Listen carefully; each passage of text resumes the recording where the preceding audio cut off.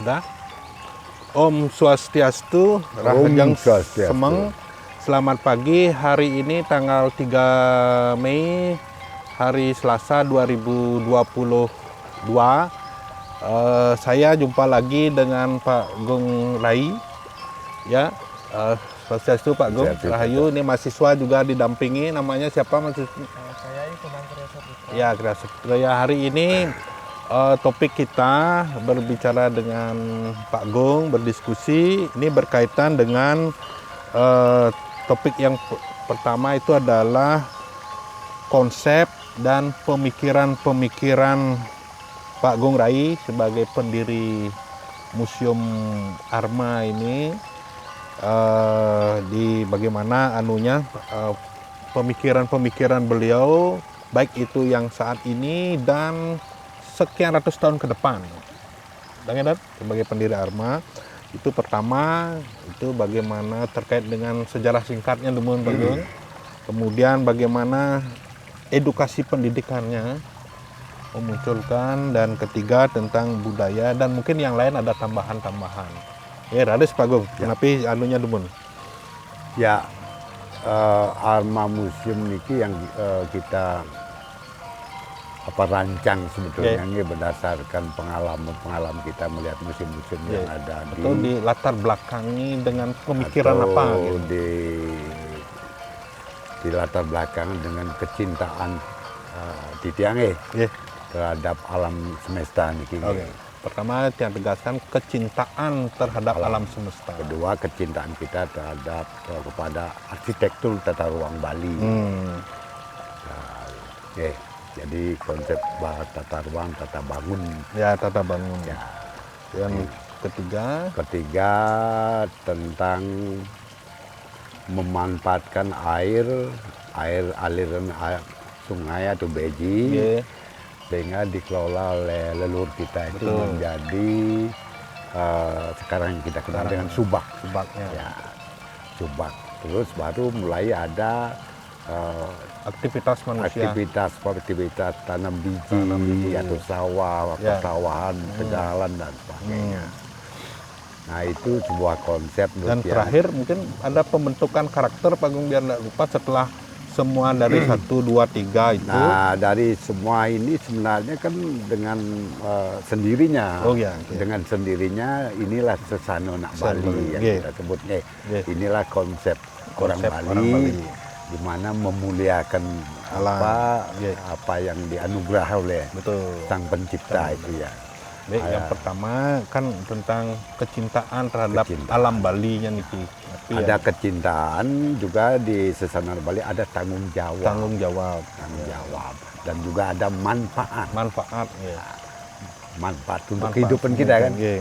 Nah, itu dia tanam apapun tumbuh dengan sendirinya. Jadi kesejahteraan orang Bali ini sudah terpola. Nah, tingkat sudah terpola. Satu, setiap orang itu memiliki pecatu namanya. Walaupun tidak banyak, tapi ada untuk hidup. Kedua, punya tempat tinggal. Tegak, tegak karang atau apa. Ketiga, keempat, ada tempat-tempat suci. Yang kita sebut Parahyangan.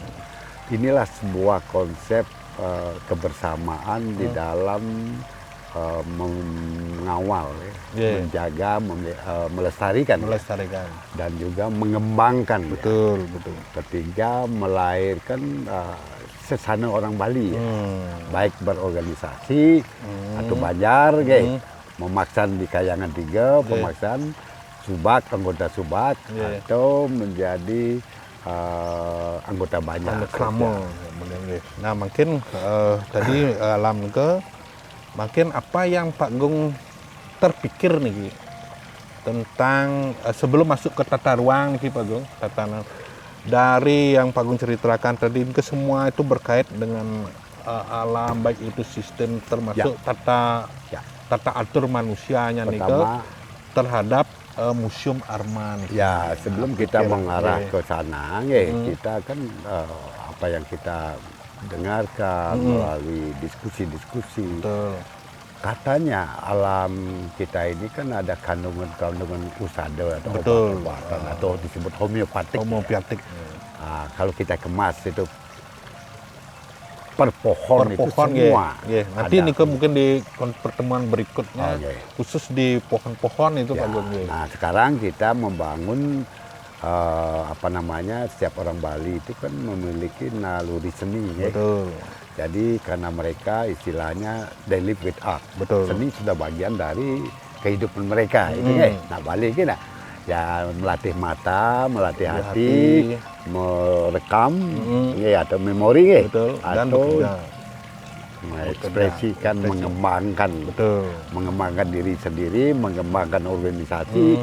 Nah ini yang paling Ya. penting. Nah kemudian kedua Pak Gung, tadi Pak Gung menyebutkan tentang kecintaan tentang arsitektur Bali sebagai latar belakang membangun sebuah museum Arma niki.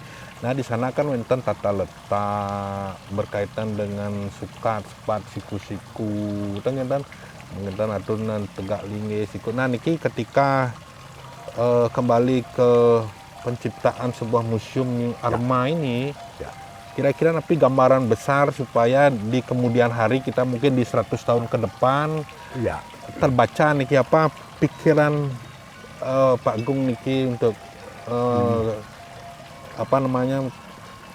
arsitektur Bali ini dikonsepkan di zaman kekinian niki Pak Gung. menurut Tiang ya. Ya. Jadi karena Museum Arma ini bukan sekedar museum ya. Oke, untuk ke depan. Jadi ke depan kapanpun ya pengembangan memang membutuhkan lahan yang cukup luas. Betul, ya. betul. Tidak cukup kita punya 20 aro atau Yeah. 50 aro. Yeah. Kita membutuhkan dalam visi, dalam pikiran Tiang dulu bagaimana menyatukan 3 desa adat menjadi satu. Ya, Saltang Tegal itu Yeah. bagian dari wilayah Ubud ya. Betul. Pengosekan Mas dan Pelihatan. Betul. Karena ini masyarakat di Pelihatan dan Pengosekan dan di Mas. Tiga zona ini Pak Gung. Zona ini sebagai Ringkas kan? ringkas sebab mereka sebagai penyangga Ubud, Betul. penyangga Ubud. Ya. Maka kita harus Tiang Niko berpikir membangun sebuah museum itu tidak cukup dengan artefak yang ada di dalam Betul, gedung, tetapi bagaimana di luar. Di luarnya. Karena punya misi mesti terselubung di dalamnya. Agar supaya orang kita mau masuk ke museum, menjadi bagian dari aktivitas museum atau living museum.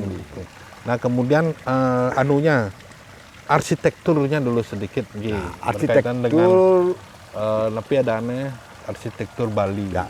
Nah, itu karena begini ya, Tiang juga sering melihat. Yang lihat nih kita ada arsitektur kayak kekantoran gitu semua. Memang kalau kita teranu dengan karena Niki mendisplay karya seni kan tidak mudah. Betul.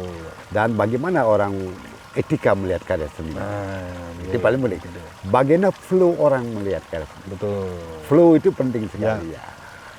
Mereka ada di ruangan apa?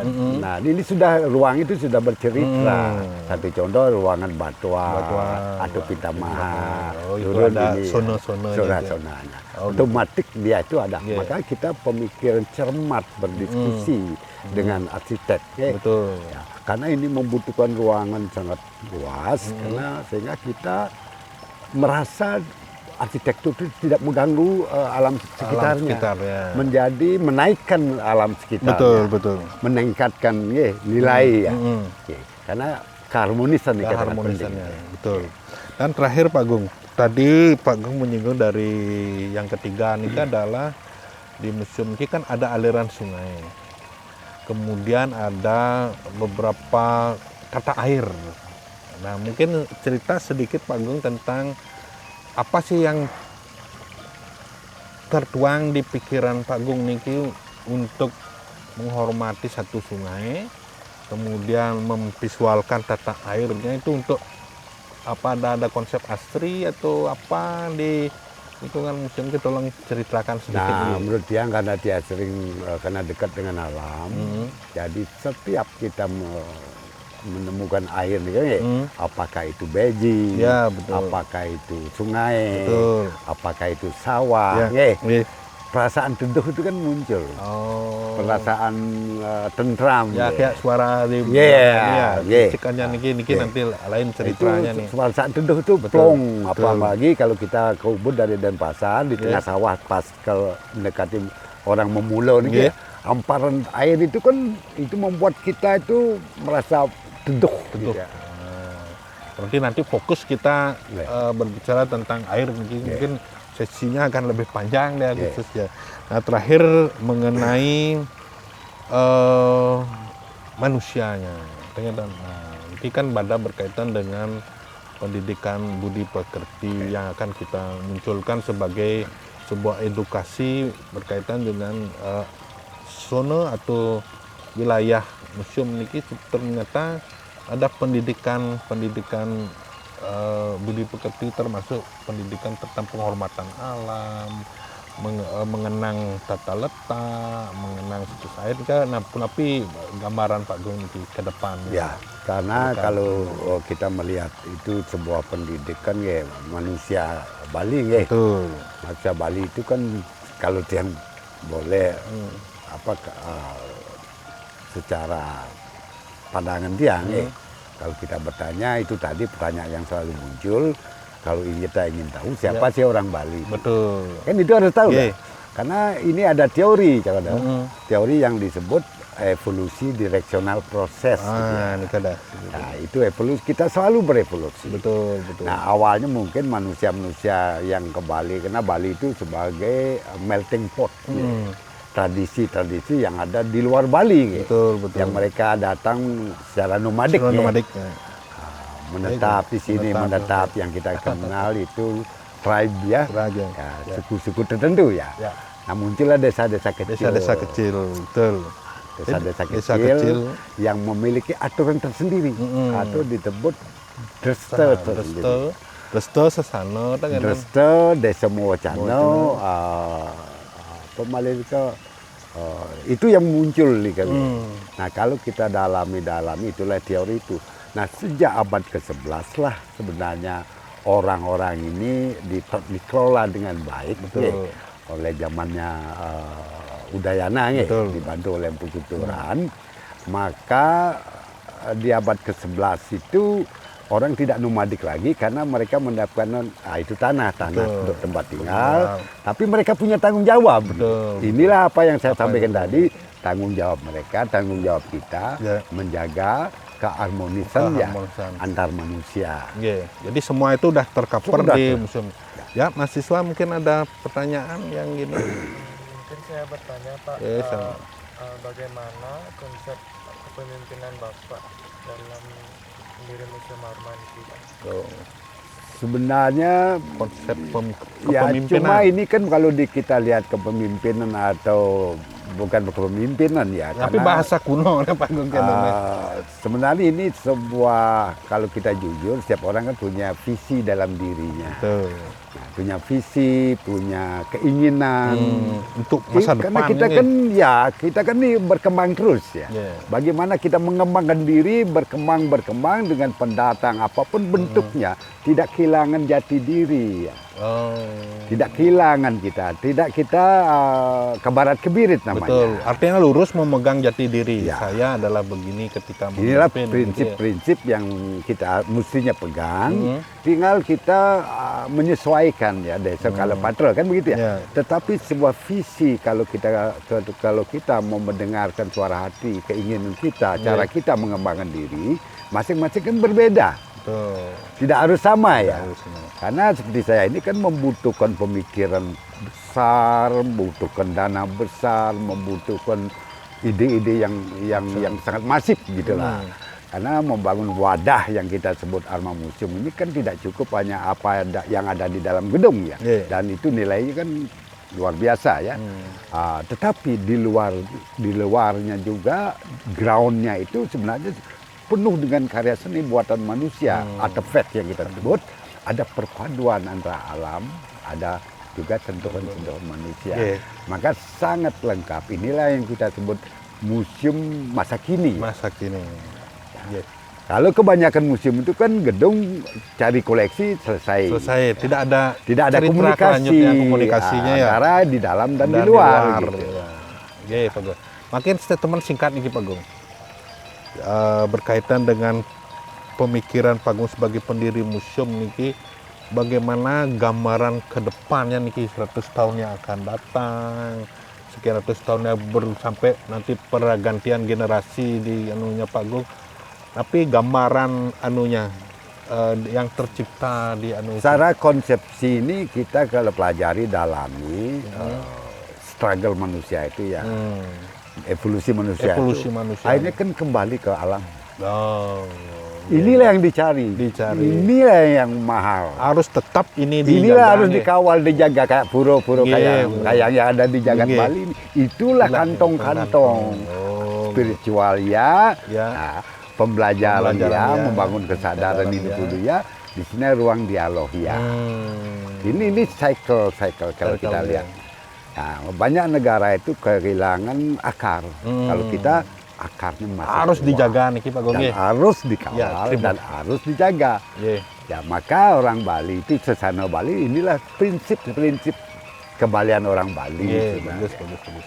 Oke, terima kasih Pak Gung. Menika dumun, mudah-mudahan apa yang kita diskusikan hari ini memboleh yang sidik kenal supaya pemikiran Pak Gung ini bisa tersampaikan sama generasi dan anak cucu dan masyarakat Bali supaya tetap circle nika kita Kembali. sama-sama menjaga, sama-sama merawat sehingga Dan kita mengawal. ini sehingga kita menemukan yang namanya rahayu, dan Yeah. Sidi Luweh, Sidi Bagya. Nggih menika suksema Om Swastiastu, Om Santi. Om Terima Santi, kasih Pak Gung. Santi, Om. Nggih, Semua terima Pak Cok. kasih. Nggih, terima Semua kasih. man. Ya.